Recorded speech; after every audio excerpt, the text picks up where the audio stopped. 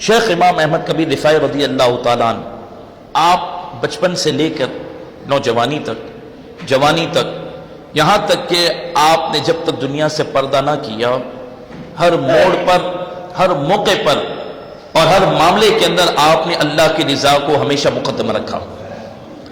آپ کا نام احمد ہے،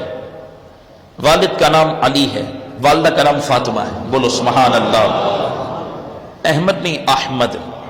قرآن کا کلمہ ہے نا، یہ احمد تو اردو میں ایسے ہی بول دیتے ہیں، احمد تلفظ ہے۔ والد کا نام علی ہے، والدہ کا نام فاطمہ ہے، اور آپ حسینی سید ہیں، امام حسین رضی اللہ تعالیٰ عنہ کی اولاد میں سے ہیں، اور آپ اہل عرب ہیں، یعنی عربی بزرگ ہیں۔ آپ کی ولادت 512 ہجری میں ہوئی،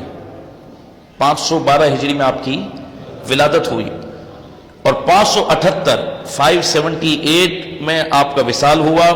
آپ کی ولادت سے 40 دن پہلے آپ کے ماموں سیدنا منصور رحمہ اللہ تعالیٰ کو بشارت ہوئی سرکار کی بارگاہ سے،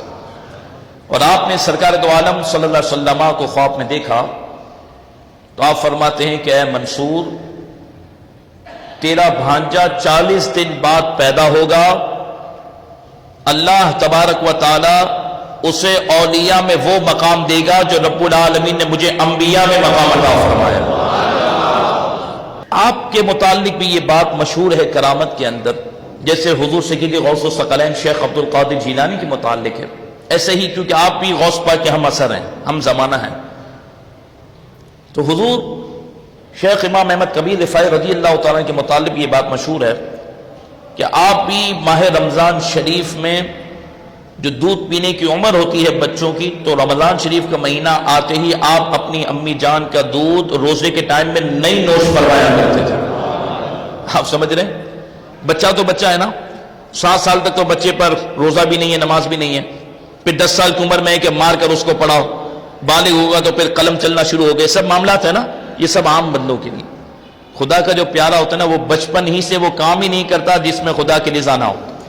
وہ کام ہی نہیں کرتا۔ حالانکہ یہ دودھ پی لیتے تو منع نہیں ہے، 2 سال جو دودھ پینے کی عمر ہے، رمضان شریف کا مہینہ آ جائے گا تو بچہ دودھ پیے گا، بالکل پلایا جائے۔ ماں کو بھی حکم ہے کہ اگر دودھ پلانے کی وجہ سے وہ کمزور ہو رہی تو روزے بھی ترک کر دے، لیکن بچے کو دودھ پلائے۔ لیکن یہ امام احمد کبیر رفاعی ہے، 2 سال کی عمر کے اندر ہی اگر رمضان کا مہینہ آ گیا تو روزے کا جو ٹائم ہے اس میں دودھ نہیں پیتے، اس بات کو بتانے کے لیے کہ ہم بچپن ہی سے خدا کی رضا والے اعمال کیا کرتے ہیں۔